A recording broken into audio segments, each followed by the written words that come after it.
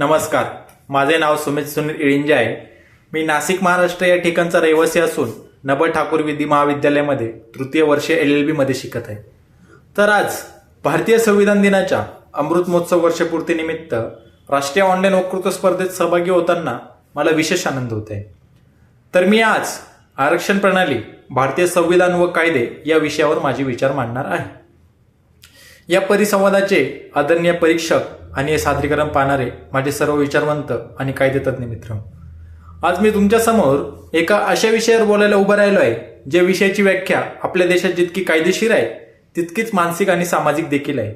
तो विषय म्हणजे आरक्षण प्रणाली. माझ्या मित्रांनो, आज जेव्हा आपण संविधानाचा अमृत महोत्सव साजरा करत आहोत तेव्हा गल्लीबोळातील चर्चांमध्ये आरक्षणाकडे एका विशिष्ट नजरेने पाहिले जाते. तर आरक्षणामुळे गुणवत्तेचा बळी जातो का? आरक्षणाची मुदत तर 10 वर्षांची होती ना? आता आर्थिक निकषावरच आरक्षण का दिले जात नाही? असे अनेक प्रश्न आपल्या कानावर पडतात. पण कायद्याचा अभ्यासक म्हणून आज आपण या संकुचित चौकटीच्या बाहेर पडून आरक्षणाच्या मूळ तत्वज्ञानाचा आणि त्याच्या जागतिक सिद्धांताचा आणि संविधानाच्या आत्म्याचा थेट दांडोळा घेणार आहोत. आरक्षणाची नेमकी गरज काय आहे हे समजून घेण्यासाठी आपल्याला अमेरिकेचे भूतपूर्व राष्ट्रपती लिंडन बी जॉन्सन यांचे 1965 मधील एक जगप्रसिद्ध वाक्य आठवावे लागेल. ते म्हणाले होते की तुम्ही एखाद्या व्यक्तीला ज्याच्या पायात शतकानुशतके बेड्या ठोकल्या होत्या त्याला अचानक बेड्यांमधून मुक्त करून शर्यतीच्या सुरुवातीच्या रेषेवर उभे करू शकत नाही. कारण असे म्हणू शकत नाही की आता तुम्ही मुक्त आहात, चला एकमेकांशी स्पर्धा करा, कारण ती स्पर्धा कधीच न्याय्य असू शकत नाही. हा जागतिक सिद्धांत म्हणजे अफर्मेटिव्ह ऍक्शन म्हणजे सकारात्मक कृती, ज्याला आपण भारतामध्ये आरक्षण प्रणाली म्हणून ओळखतो. या विषयावर तुलनात्मक अभ्यास करणारे अमेरिकन विधिज्ञ मार्क गॅलेंटर यांनी भारतातील आरक्षण व्यवस्थेचा जगातील सर्वात व्यापक आणि दीर्घकालीन सकारात्मक कृती कार्यक्रम असा उल्लेख केला आहे. त्यांच्या अभ्यासानुसार भारताचे हे धोरण केवळ प्रवेश किंवा नोकरीपुरतं मर्यादित न ठेवता थेट संविधानाच्या गाभ्यातच रुजवले. हे जगातील इतर देशांच्या तुलनेत भारताचे वेगळेपण आहे. तर आरक्षणाचा उगम भारतात कसा झाला यामागे केवळ राजकीय सोय नव्हती, तर एक दीर्घकालीन सामाजिक न्यायाची भूमिका होती. या वैचारिक परंपरेची खरी सुरुवात बघायचं ठरली ती कुठे झाली, तर ती झाली महात्मा ज्योतिबा फुले यांच्यापासून. 19व्या शतकात जेव्हा शिक्षण हे केवळ मुठभर उच्चवर्णीयांपुरते मर्यादित होते तेव्हा फुले दाम्पत्याने बहुजन आणि स्त्रियांसाठी शाळा सुरू करून सामाजिक समतेची पायाभरणी केली. त्यांच्याच वैचारिक वारशातून पुढे सत्यशोधक चळवळ आणि आरक्षणाचे बीज रोवले गेले. दक्षिण भारतात पेरियार EV रामासामी यांनी स्वाभिमान चळवळीद्वारे जातीव्यवस्थेवर हल्ला चढवत मागासवर्गीयांच्या हक्कांची मागणी लावून धरली.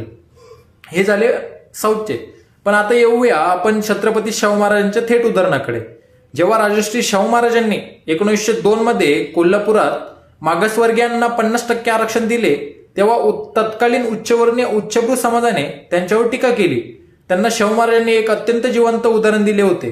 महाराजांनी त्यांच्या तबेल्यातल्या घोड्यांचे उदाहरण दिले आणि ते म्हणाले, माझ्या तबेल्यात दष्टपुष्ट अरबी घोडेही आहेत आणि काही अशक्त आजारी घोडेही आहेत. जर मी सगळ्यांना एकत्र चानाकुटर खायला टाकले तर ताकदवान घोडे सर्वांना खाऊन टाकतील आणि अशक्त घोडे उपाशी मरतील. म्हणूनच अशक्त घोड्यांचा घास वेगळा काढून त्यांना स्वतंत्रपणे देणे हाच निसर्गाचा आणि समतेचा नियम आहे. तर संविधान सभेतील काही ऐतिहासिक वादविवादही आहेत. 1947 ते 1949 दरम्यान जेव्हा आपले संविधान लिहिले जात होते तेव्हा आरक्षणाच्या मुद्द्यावर संविधान सभेत प्रचंड घमासान झाले आणि काही सदस्यांचे म्हणणे होते की आरक्षणामुळे समाजात दुफळी निर्माण होईल. त्यावेळी डॉक्टर बाबासाहेब आंबेडकरांनी दिलेले उत्तर, प्रत्येक कायद्याच्या विद्यार्थ्याने तोंडपाठ ठेवले पाहिजे. बाबासाहेब म्हणाले होते की आम्ही एका अशा विसंगतीच्या युगात प्रवेश करत आहोत जिथे राजकीय क्षेत्रात आपल्याकडे समता असेल, म्हणजे एक माणूस एक मत एक मूल्य असे असेल, परंतु सामाजिक आणि आर्थिक जीवनात आपल्या समाज रचनेमुळे आपण एक माणूस आणि एक मूल्य हे नाकारत राहू. जोपर्यंत ही विसंगती आपण लवकरात लवकर नष्ट करत नाही तोपर्यंत सामाजिक विषमतेचा बळी गेलेले लोक ही राजकीय लोकशाहीची इमारत उद्ध्वस्त केल्याशिवाय राहणार नाही. याच सामाजिक न्यायाच्या तत्वज्ञानाला पुढे न्यायमूर्ती VR कृष्णा अय्यर यांनी न्यायालयीन निकालांमधून बळकटी दिली. त्यांनी वारंवार मांडले की संविधानाने दिलेली समंत ही केवळ कागदापुरती औपचारिकता नसून तर तळागाळातील माणसांपर्यंत न्याय पोहोचवणारी जिवंत प्रक्रिया असली पाहिजे. संविधान सभेत मद्रासची TT कृष्णमाचारी यांनी आरक्षणाच्या कलमांना मायनॉरिटी पॅराडाईज असे म्हटले होते, ज्याला आपण मराठीत म्हणूया अल्पसंख्याकांचा स्वर्ग असे म्हटले होते. कारण त्यांना वाटत होते की यामुळे विशिष्ट घटकांना अवाजवी महत्व मिळेल. पण के.एम. मुन्शी यांनी त्याला उत्तर देताना स्पष्ट केले की आरक्षणाचा हेतू कोणत्याही विशिष्ट जातीला विशेषाधिकार देणे नसून तर संपूर्ण भारतीय समाज एकसंध आणि मजबूत करणे हा आहे. आता आपण या परिसंवादाच्या मुख्य गाभाकडे येऊया, तो म्हणजे संविधान आणि कायदे. आपले संविधान आरक्षणाची कायदेशीर मांडणी कशी करते, तर कलम 14 आणि सबस्टॅन्टिव्ह इक्वेलिटीचा सिद्धांत काय सांगतो, तर सामान्यतः मानले जाते की कलम 14 म्हणजे सर्वांना समान वागवणे, पण न्यायशास्त्रात म्हणजे ज्युरिस्प्रुडन्समध्ये याला औपचारिक समता असे म्हणतात, जी प्रत्यक्षात अन्यायकारक ठरू शकते. आपल्या संविधानाने सबस्टॅन्टिव्ह इक्वेलिटी म्हणजे वास्तविक समता स्वीकारली आहे. म्हणजेच विषम परिस्थितीतील लोकांना समान पातळीवर आणण्यासाठी कायद्याने त्यांच्याशी विशेष व्यवहार करणे. म्हणूनच सर्वोच्च न्यायालयाने स्टेट ऑफ केरळ विरुद्ध एन.एम. थॉमस 1976च्या खटल्यात स्पष्ट केले की आरक्षणात 16(1) अपवाद नाही, तर तो संधीच्या समानतेचाच एक भाग आहे. दुसरा म्हणजे कलम 15(4) आणि पहिल्या घटना दुरुस्तीची कथा. 1951 मधील मद्रास राज्य विरुद्ध चंपकम दोरेराजम खटला हा आरक्षणाचा पहिला मोठा कायदेशीर टप्पा ठरला. मद्रास सरकारने वैद्यकीय आणि अभियांत्रिकी महाविद्यालयांमध्ये जातीवर आधारित जागा वाटप केल्या होत्या. तेव्हा न्यायालयाने ते घटनाबाह्य ठरवले. या निर्णयामुळे देशातील वंचित घटकांचे शैक्षणिक नुकसान होऊ नये म्हणून पंडित जवाहरलाल नेहरू यांच्या सरकारने संविधानात पहिली घटना दुरुस्ती केली आणि कलम 15(4) जोडले. हा संसद आणि न्यायव्यवस्थेतील पहिला ऐतिहासिक संघर्ष होता. तर आता येऊया कलम 16(4) कडे, ज्याच्यामध्ये अपुरे प्रतिनिधित्व म्हणजे नोकऱ्यांमधील आरक्षणासाठी संविधानाने मागासलेपण आणि प्रतिनिधित्व नसणे या 2 अटी घातल्या आहेत. प्रसिद्ध विचारवंत आणि समाजशास्त्रज्ञ एम.एन. श्रीनिवास यांनी म्हटले होते की भारतात जात ही केवळ सामाजिक दर्जा ठरवत नाही, तर ती प्रशासनातील संधी देखील ठरवते. म्हणूनच कलम 16(4) चा हेतू गरिबी दूर करणे नसून लोकशाहीमध्ये सर्व जातींचे प्रतिनिधित्व सुनिश्चित करून प्रशासनाचे लोकशाहीकरण करणे हा आहे.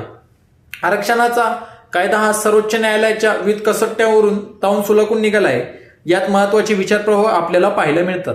सर्वप्रथम म्हणजे 1963चा एम.आर. बालाजी विरुद्ध म्हैसूर राज्य खटला.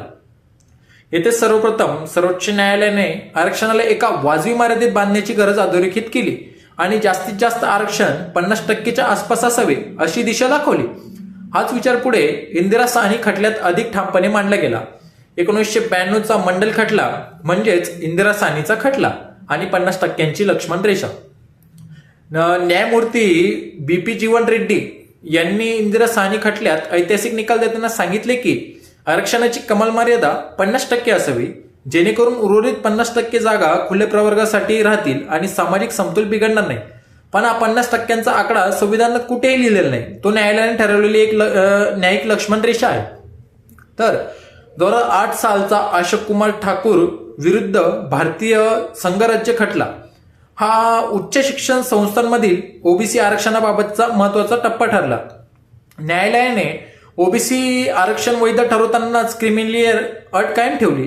म्हणजेच मागासवर्गातील आर्थिकदृष्ट्या पुढारलेल्या घटकांना आरक्षणाच्या कक्षेबाहेर ठेवले गेले. दुसरं म्हणजे ईडब्ल्यूएस आरक्षण. एक नवीन विचारप्रवाह.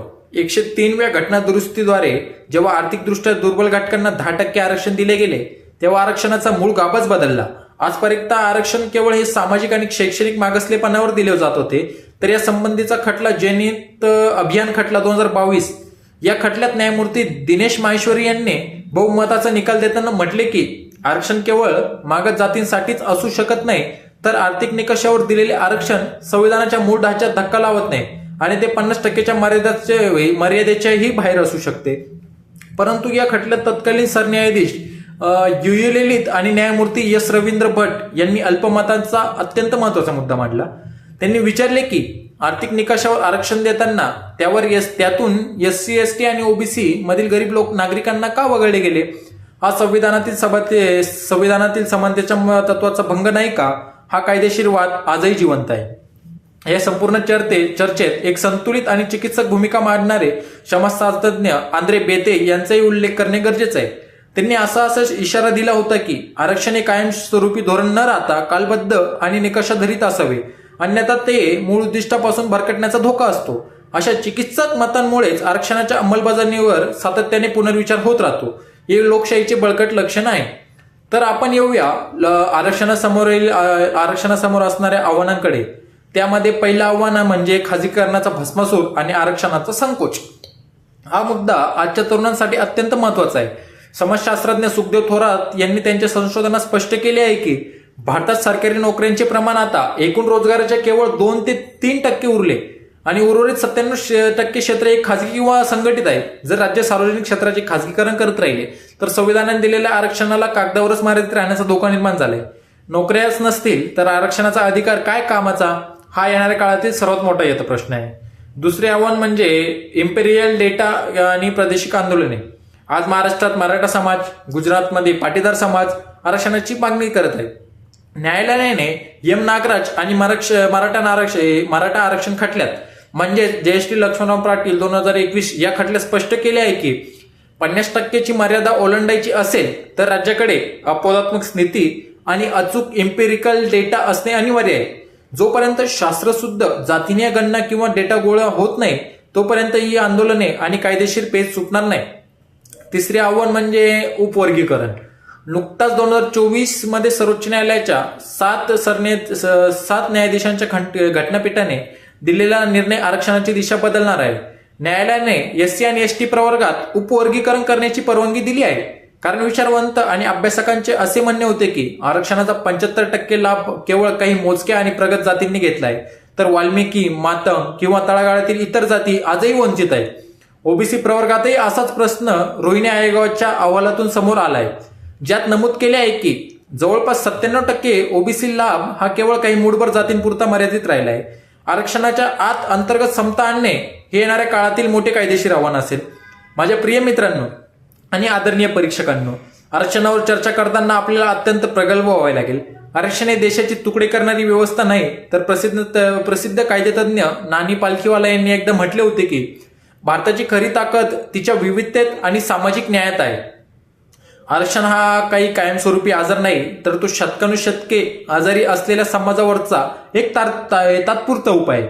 पण जोपर्यंत समाजातील जाती व्यवस्था नष्ट होत नाही, जोपर्यंत रोटी बेटी व्यवहार सहज होत नाही आणि जोपर्यंत मानवी मानसिकतेतून उच्च निश्चितेची भावना जात नाही, तोपर्यंत आरक्षण ही या देशातील शोषित आणि वंचित घटकांचे अंतिम सुरक्षा कवच आहे.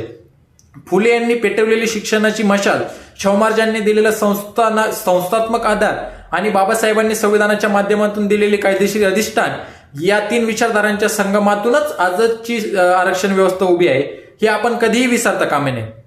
जेव्हा या देशातील शेवटच्या रांगेतल्या शेवटच्या माणसाला सन्मानाने, स्वाभिमानाने जगण्याची आणि देशाच्या निर्णय प्रक्रियेत सहभागी होण्याची संधी लाभेल, तेव्हाच आपल्या संविधानाचा हा अमृत महोत्सव खऱ्या अर्थाने सार्थ ठरेल. मला या राष्ट्रीय व्यासपीठावर माझे मत मांडण्याची संधी दिली त्याबद्दल मी आयोजकांचे आभार मानतो आणि माझे विचार संपवतो. आणि शेवटी हेच सांगेल की संविधान केवळ एक कायदेशीर दस्तऐवज नाही, तर ते एका जिवंत राष्ट्राचे स्पंदन आहे. जय हिंद, जय संविधान. धन्यवाद.